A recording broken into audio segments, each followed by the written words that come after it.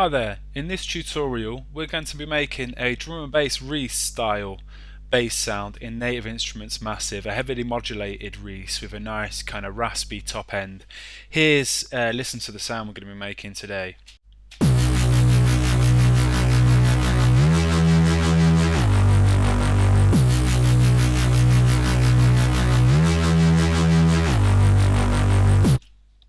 So let's go ahead and create a new sound in Massive and start programming the oscillators. So for oscillator 1 we're going to have a sine.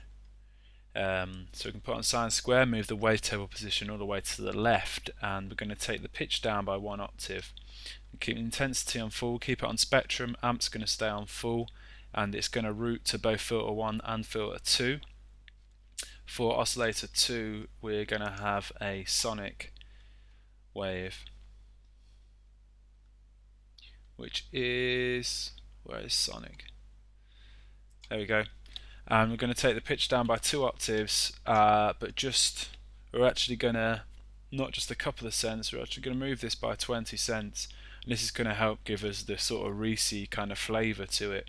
We're going to move the wavetable position round to about halfway and put it on bend minus and move that intensity to just kind of a little bit past halfway, amps on full, and it's going to route to both filters. Oscillator 3 we're going to have a dirty PWM, and we're going to take the pitch down by 2 octaves and do a similar thing what we did here with the sonic wave, except we're going to go in the opposite direction. So I have something like that, and then the wavetable position just above halfway. It's going to stay on spectrum, intensity on full, amp on full. So already we've got quite a nice sound going just from those three oscillators really. We're also going to use the Modulation Oscillator for this, so turn that on, keep the pitch at 0, and it's the phase modulation. What we're going to do is modulate the phase of oscillator 2 using the phase modulator,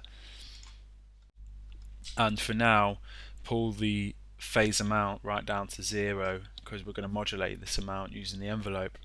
So next thing to do really here is set this first, or the amp envelope, and just pull the attack right down just so we've got a nice solid envelope really with a little bit of release.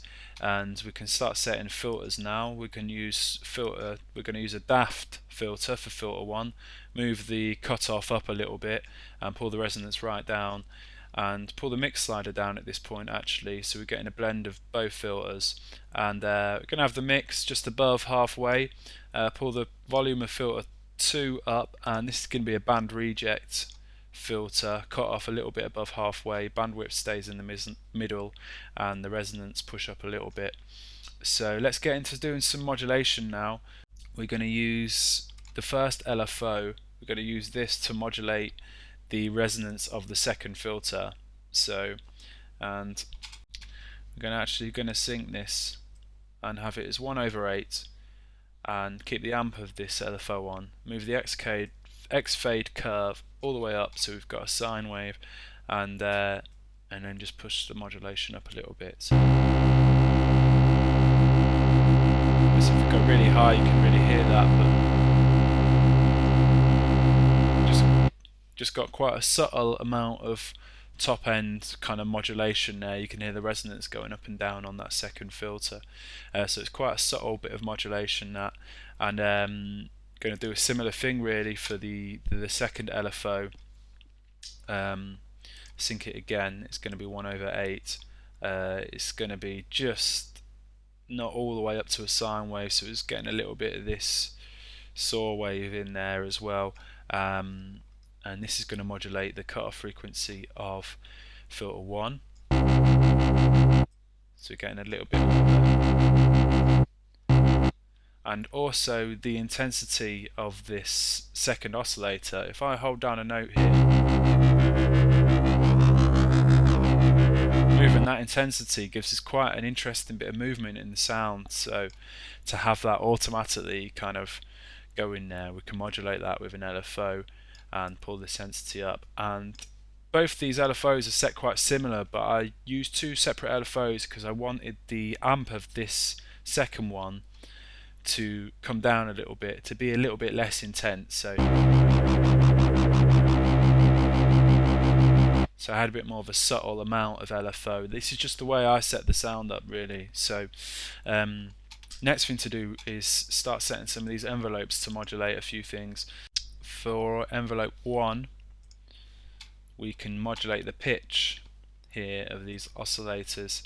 Drag this to the pitch of all the oscillators, including the modulation oscillator, and take them all up by two semitones, 2 octaves, so plus 24.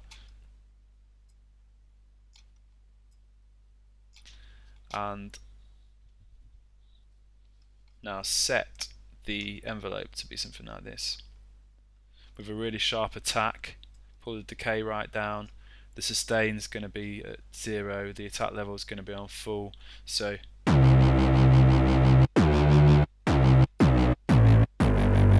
what we've actually done there is it created a sort of percussive attack to the sound, which is quite cool. If I take this off now,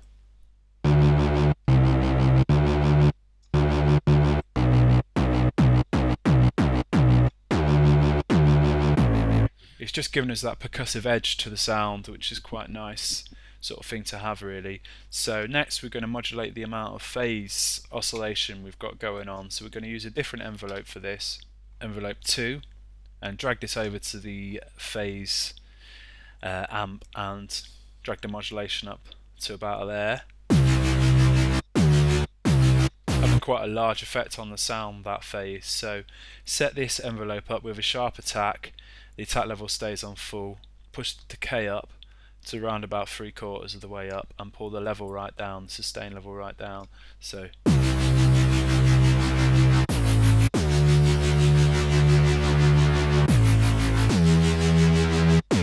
and you dial that modulation amount into taste, really. Obviously if you go quite high, you get quite sort of intense, kind of like sort of top end to the sound, which is maybe what you want or maybe not what you want. So do that to taste. I have it quite low there.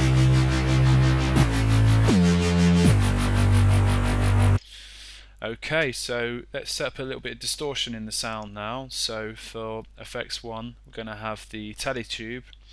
Keep the dry wet about halfway and push the drive up a little bit. Pull the master down so we're not going to clip in the red there.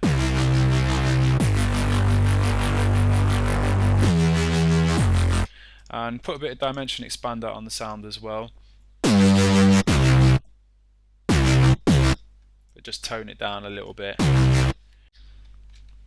So I have quite a dry sort of effect with this dimension expander. Maybe push the size up a little bit.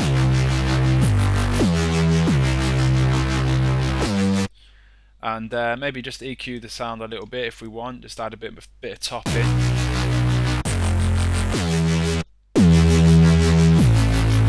Low shelf. You know, you could do this in the odd door if you wanted to, but just to sort of complete the sound, really. Another thing we want to do actually here is give it 2 voices and set it to monophonic, and we can turn the pitch cutoff on here and just drag this a tiny amount, just to give us that sort of phasey kind of chorusy effect on the sound, and keep the glide around about halfway. So now that we've set it to monophonic, we've got a glide in the sound.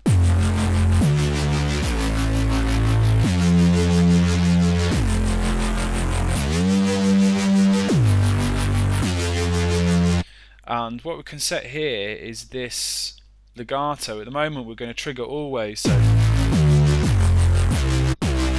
we've always got that percussive attack, but if we go hit it onto legato, we lose that and we get a nice glide with the note. So again, you can have this, you know, if you always want the sound to re-trigger, keep that ticked on always, or if you want a nice sort of glide in between the notes, put it on legato. like that. And one other thing actually that I didn't point out before, but make sure you have this trigger 0 reset clicked on your envelopes. So basically the envelope is going to re-trigger it with each new key that is pressed, which is what we want, because we want quite a nice consistent sound with this. So I'm thinking that's pretty much everything, all the modulation and stuff done with the sound. So let's give the sound a little spin.